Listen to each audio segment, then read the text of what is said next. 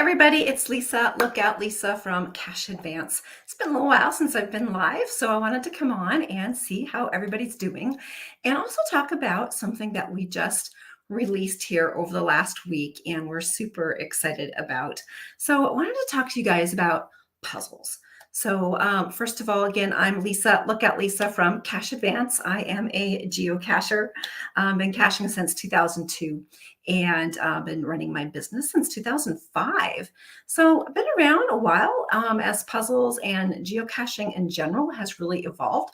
And so I wanted to talk about puzzles because that's the number one struggle that people have when I first run into cachers.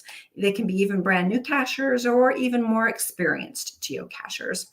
So, hey, if you're watching me live, go ahead and type in the comments, hello, let me know where you're from. And if you're watching me on replay, that's great. Hey, everybody, go ahead and type in on replay as well, and I'll go back and answer any questions as well as they come up. So I'm hoping folks can hear and see me okay. I made myself some notes to talk about puzzles because they're not really all that easy, but they can be. And with time and learning and knowledge and experience, they can become a lot easier and you can be a lot more successful with doing puzzle caches. So one of the things that I love about puzzle caches, and if any of you that may have solved some of them, well, the thing about geocaching is you've got that aha moment when you find a new geocache, right? When you finally, you get to the coordinates and you stumble around, or perhaps you walk right up to it, or if it's really a tricky or a clever cache, you find it and you open it up and you get assigned it. I mean, that's like the aha. It's, opening up Christmas present. But with puzzle caches, you get two of those aha moments. The first one is when you actually solve the coordinates. So you get, figure out how to solve those cache coordinates. And that's a big aha. And then you can put them in and then go find the cache. And then you get that other aha moment as well. So you get at least two amazing aha moments when you are working on puzzle caches. So I wanted to give you a couple of tips that about solving puzzle caches. And then I wanted to talk about our course that we just released. And then I've got a special coupon that is good through tomorrow, Friday. Might actually work into Saturday if you're needing an extra day to get a discount on it. So hold tight. I will give you that discount at the very end. But first, I wanted to give you a couple of great tips on how to get started with puzzle caches. So puzzle caches generally revolve around, and these are, the unknown. We're not talking about bonus caches or, ones that are associated with, like a lab cache or a challenge. Those are often at the posted coordinates, but these are ones that you truly have to solve something ahead of time before you get to where the cache is located, or before you can unlock where those coordinates are. Excuse me, I've got allergies. Hang on a sec.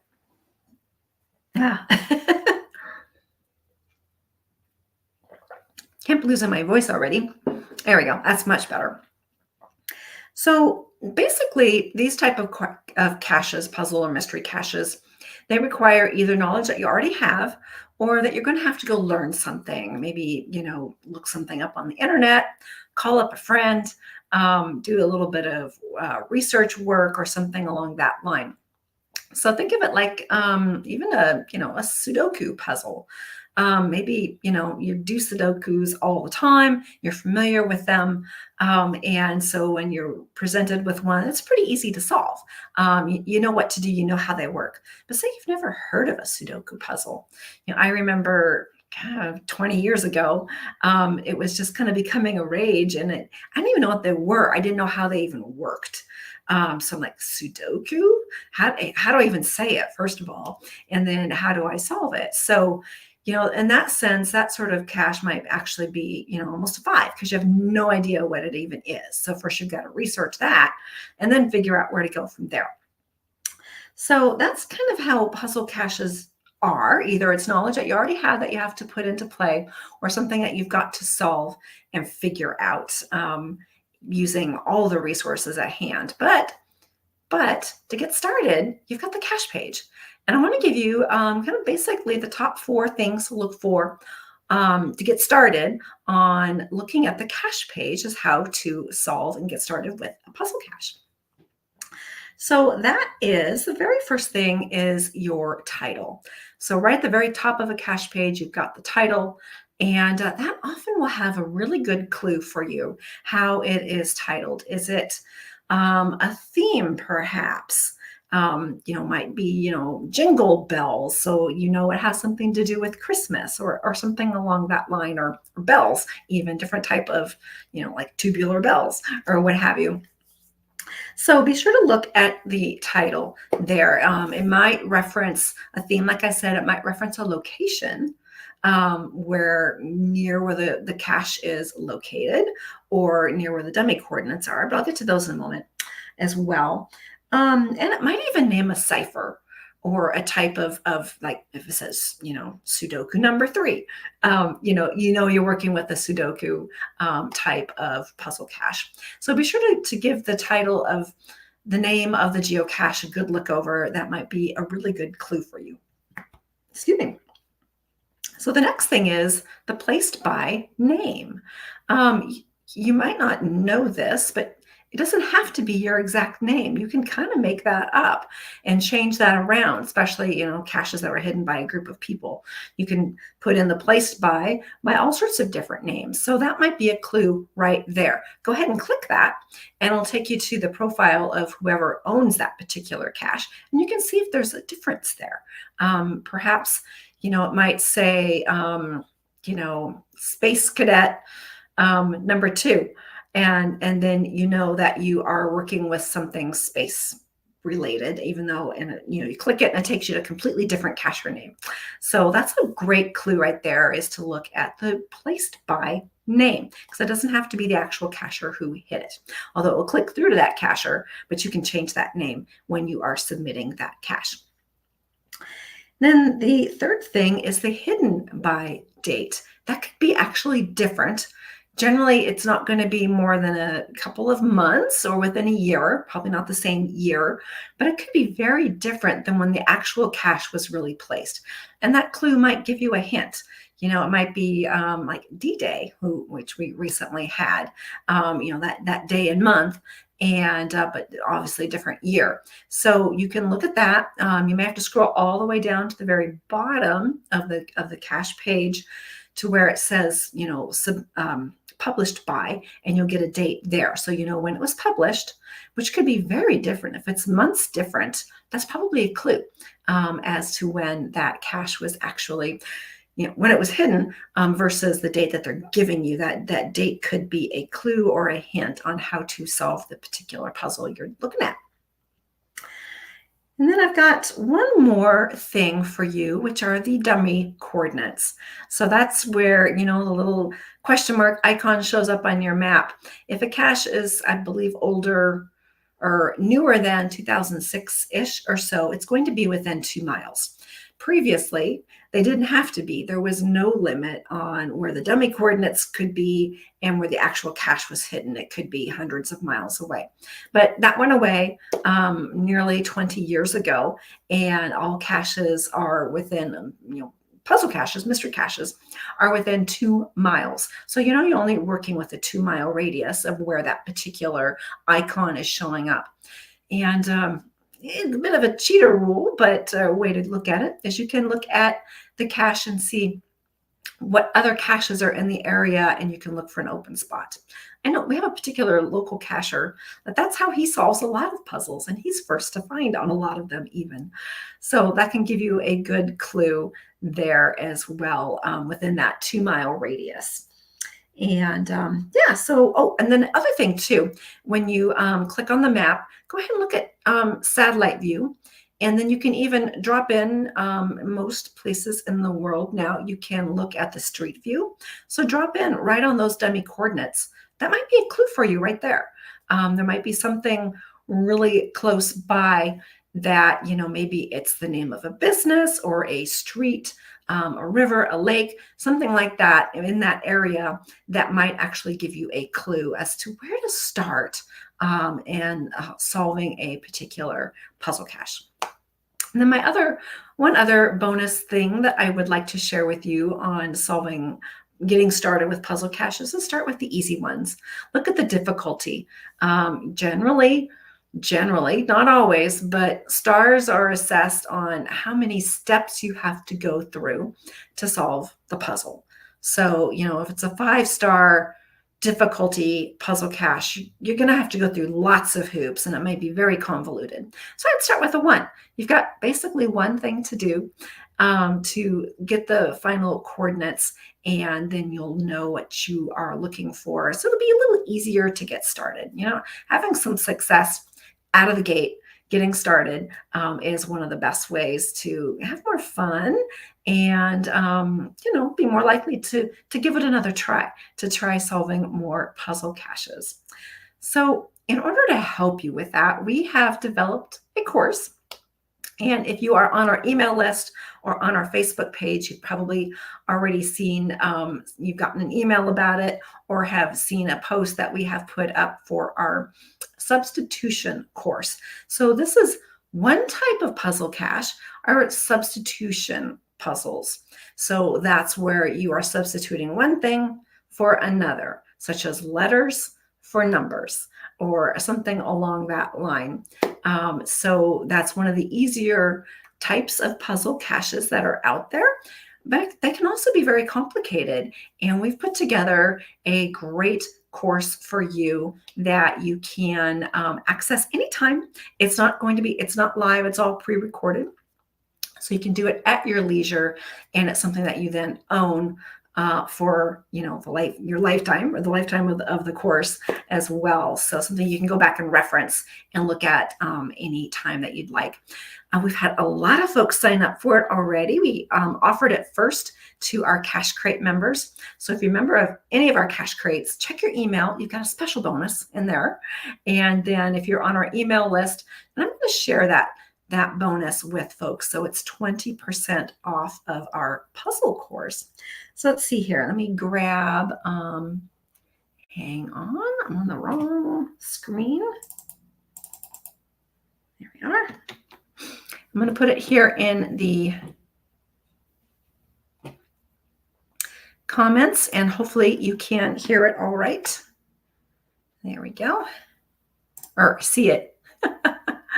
Should show up in the comments on our Facebook page. And then if you're watching us on YouTube as well, that is the link. Sorry, it's kind of long link, but go ahead and click that, and that will take you to where the course is. It's $37, but we have a coupon code, and that will give you 20% off, and that's good through Friday tomorrow at midnight. Make it a little later than that. We leave it open for folks all around the world, because we know that we've got our Australian friends and our European friends that don't always catch us locally live here. We're in the Pacific Northwest, so we're on Pacific time.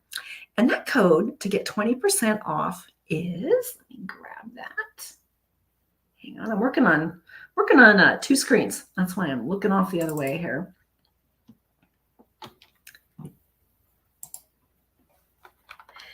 So this will be your 20% coupon code. There you go. So it's all uppercase cache 20, and that will get you 20% off of our course. Like I said, we've had dozens of people sign up for it already, and we're super excited. We had our beta testers go through it a couple of weeks ago. They helped me get 1 or 2 little bugs out, and it's all ready to go.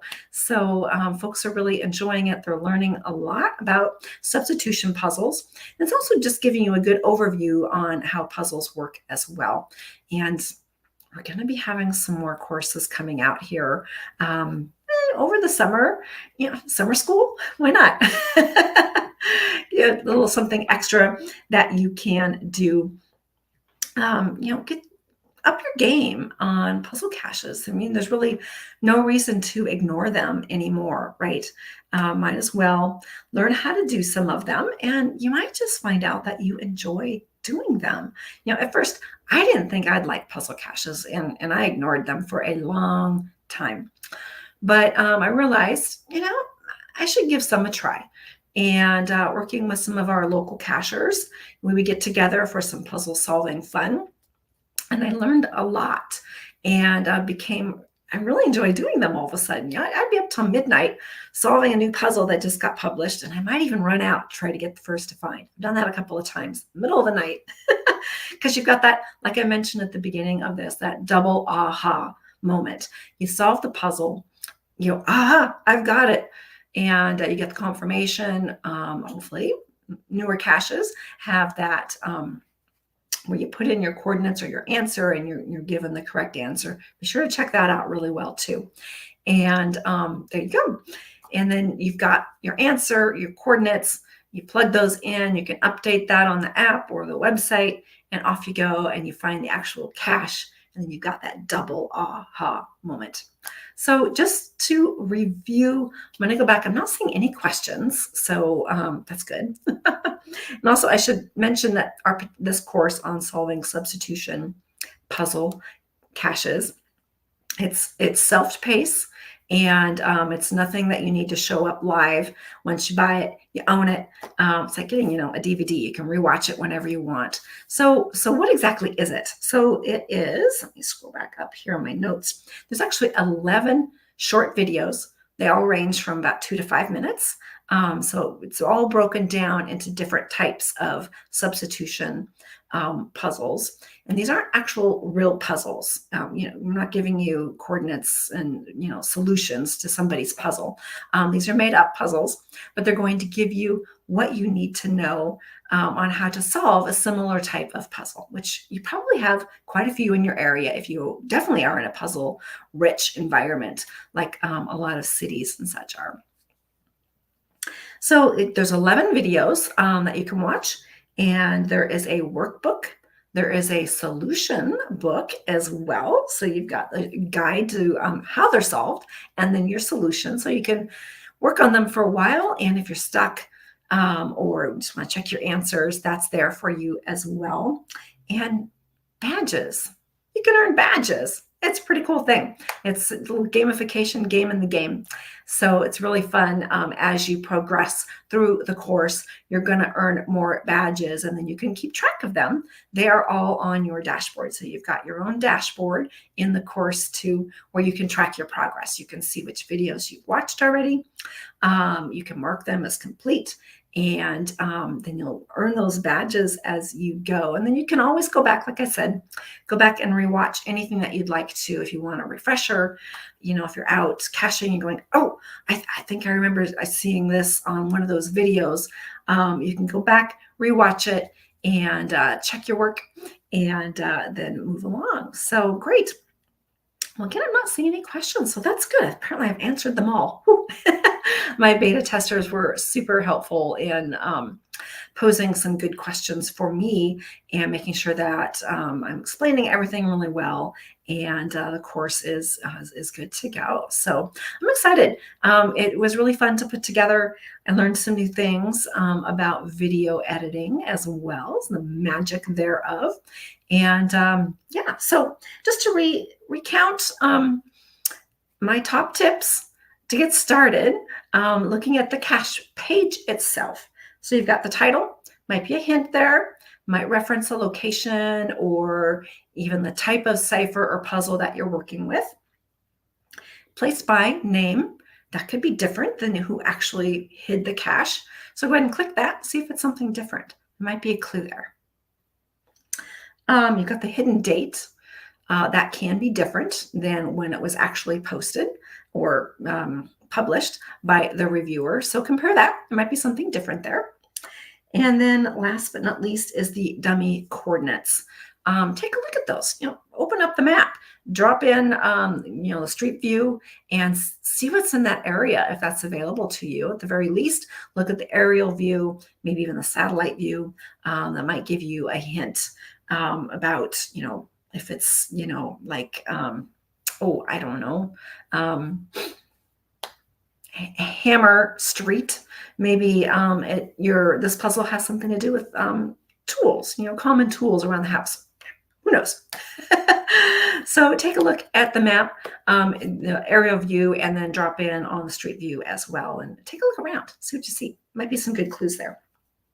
And then, of course, all puzzle caches that are within the last nearly 20 years will be within 2 miles of where those dummy coordinates put you. If it's an older cache, older than I think 2005 or earlier, that might be different.